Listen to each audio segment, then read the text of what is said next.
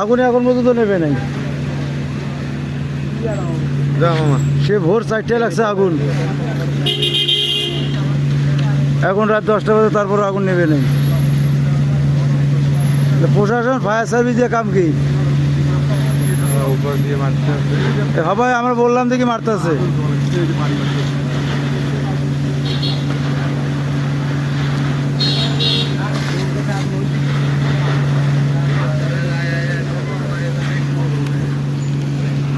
এখনো ভেতরে আগুন জ্বলতেছে সব জায়গায়।